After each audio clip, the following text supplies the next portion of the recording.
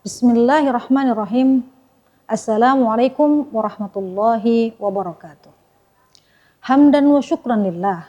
Wassalatu wassalamu ala rasulillah, amma ba'du. Nabi Muhammad sallallahu alaihi wasallam diutus ke bumi ini selain untuk mengajarkan syariat Islam, juga untuk menyempurnakan akhlak manusia. Sebagaimana sabda Nabi sallallahu alaihi wasallam, "Innama bu'istu liutammima makarimal akhlak."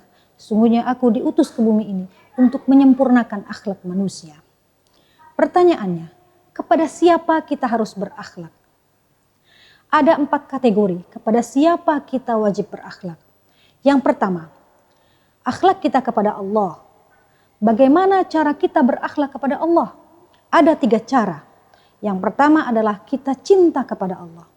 Cinta kita kepada Allah dibuktikan dengan keimanan kita kepada Allah.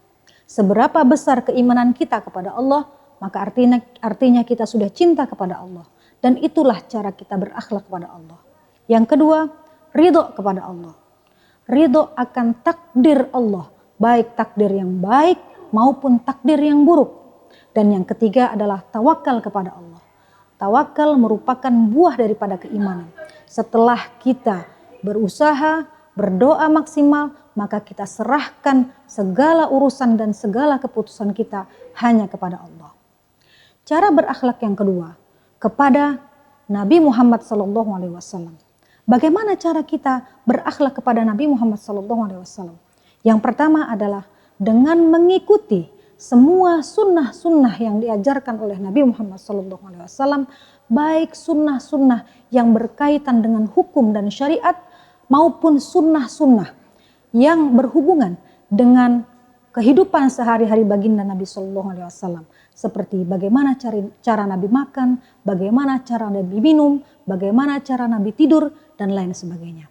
Yang kedua, akhlak kita kepada Nabi adalah dengan cara banyak bersolawat kepada Nabi Muhammad SAW.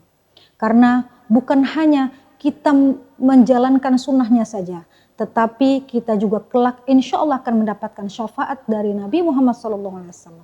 Insya Allah, amin ya rabbal alamin. Kepada siapa lagi kita harus berakhlak? Yang ketiga, kepada sesama manusia.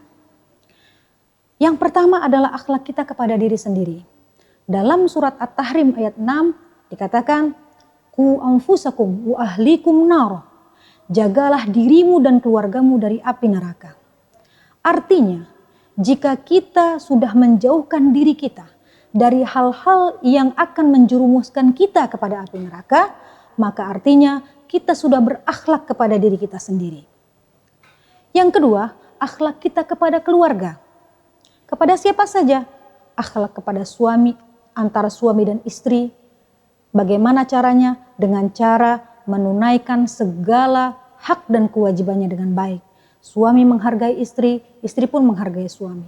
Begitu pula semua kewajibannya dilaksanakan dengan sebaik-baiknya. Kemudian akhlak anak kepada orang tua. Bagaimana caranya? Dengan cara menaati orang tua, sopan, santun, berdoa, mendoakan kedua orang tua, dan lain sebagainya. Begitu pula sebaliknya, akhlak orang tua terhadap anak. Bagaimana cara orang tua berakhlak pada anak?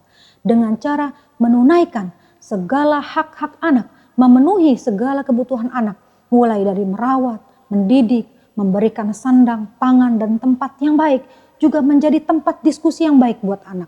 Artinya orang tua sudah berakhlak kepada anak. Yang ketiga, akhlak kita kepada tetangga.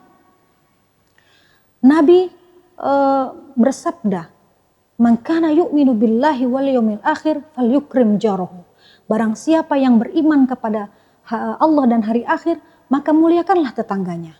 Bahkan Nabi menyontohkan dalam hadisnya yang lain, "Idza tabakhta maraqatan fa'aktsir ma'aha wa ta'ahad jiranaka." Jika kamu masak sayur, perbanyaklah airnya dan bagikanlah tetanggamu. Hadis ini bukan mengajarkan kita untuk banyak-banyak memasak sayur dan memperbanyak airnya, akan tetapi mengajarkan kita agar kita mudah berbagi akan rizki yang telah dilimpahkan Allah kepada kita, agar tetangga-tetangga kita ikut merasakannya. Karena pada hakikatnya tetangga adalah orang yang paling dekat dengan kita. dan orang yang paling cepat menolong kita ketika kita susah. Yang keempat, akhlak kita kepada masyarakat luas. Bagaimana cara kita berakhlak pada masyarakat luas? Dalam Al-Quran disebutkan, kuntum khairu ummatin ukhrijat linnasi ta'muruna bil ma'ruf wa tanhauna 'anil munkar. Sebaik-baik umat, sebaik-baik manusia adalah manusia yang selalu menyeru kepada kebaikan dan mencegah kepada kemungkaran. Artinya jika kita sudah bisa menyeru kepada kebaikan dan mencegah kemungkaran dimanapun kita berada, kita sudah berakhlak kepada masyarakat luas. Dan yang terakhir, kepada siapa kita berakhlak, yaitu kita harus berakhlak kepada lingkungan. Lingkungan terdiri dari fauna, yaitu tumbuh-tumbuhan. Ketika kita menebang pohon, tebanglah dengan cara-cara yang baik. Jangan merusak hutan. Terdiri dari fauna, yaitu hewan. Ketika kita berburu, berburulah dengan cara yang baik. Ketika kita menangkap ikan di laut, tangkaplah dengan cara-cara yang baik. Jangan merusak ekosistem yang ada. Hal ini semua berkaitan dengan manusia sebagai khalifah yang tugasnya adalah menjaga bumi dan melestarikan isi bumi.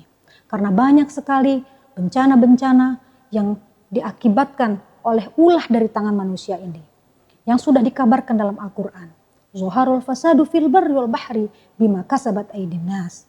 Sungguhnya banyak sekali sudah kerusakan di darat maupun di laut yang diakibatkan oleh perbuatan tangan manusia itu sendiri.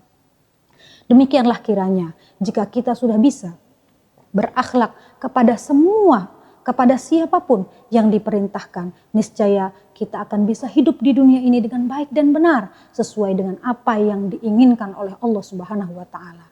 Amin ya rabbal alamin. Demikian, wallahul muwafiq ila aqwamit thoriq. Wassalamualaikum warahmatullahi wabarakatuh.